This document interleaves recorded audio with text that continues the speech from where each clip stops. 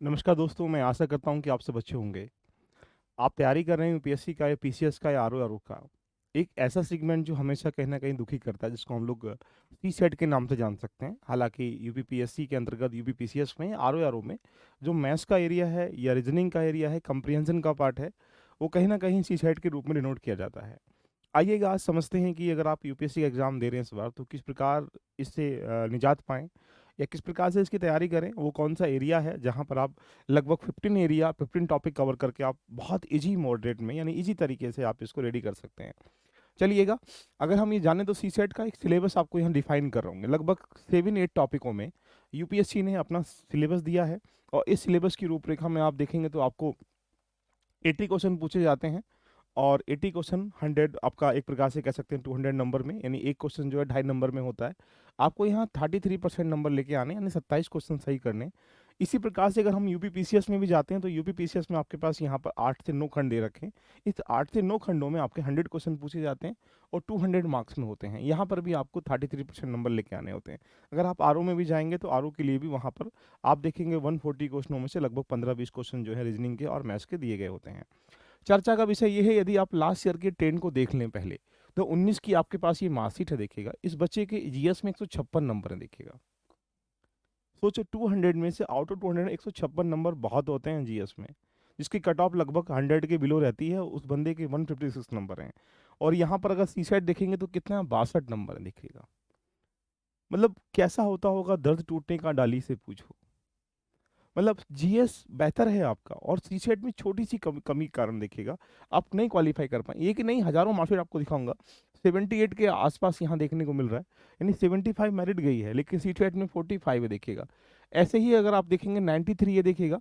उसके बाद अगर यहाँ देखेंगे, देखो 18 मार्क्स है, 80 मार्क्स सीसेट जीएस में पास है बंदा। 2023 में कट ऑफ कितना 75 पॉइंट के अराउंड है, 4 के अराउंड।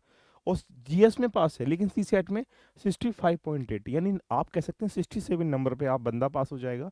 65 1 पॉइंट कुछ नंबर सीसेट रुक गया, सोचिएगा।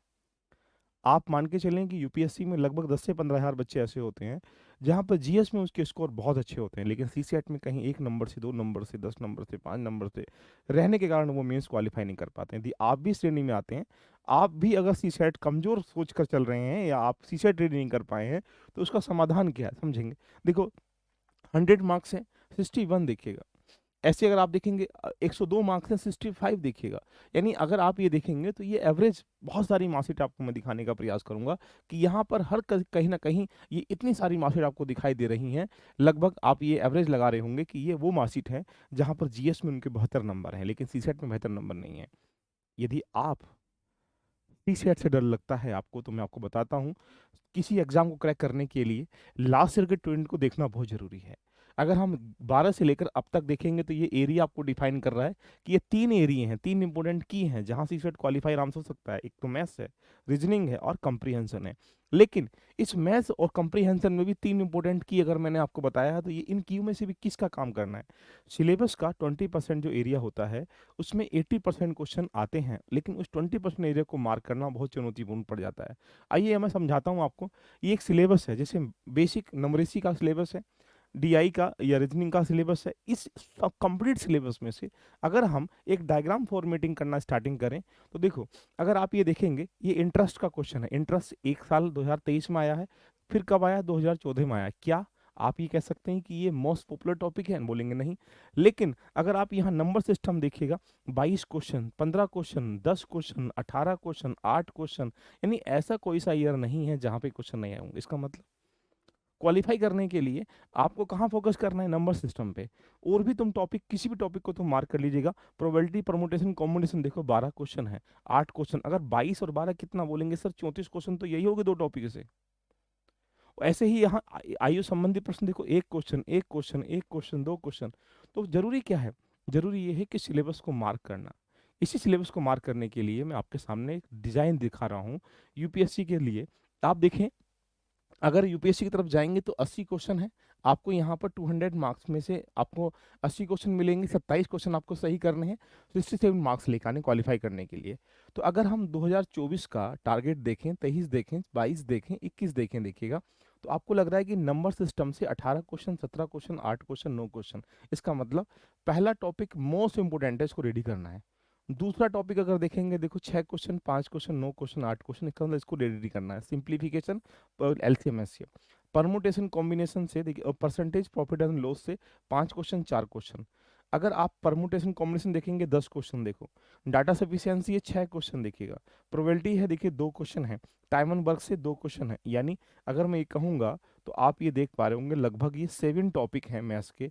अगर आप इसको रेडी कर लेंगे तो लगभग 90% क्वेश्चन आपको यहीं से मिल जाएंगे। यही डाटा अगर आप रीजनिंग में लेके जाएंगे, डायरेक्शन के 2024 में देखिएगा 2 क्वेश्चन हैं, 2023 में 1 है, 2022 में 2 है, 2021 में यहाँ पर 1 क्वेश्चन है।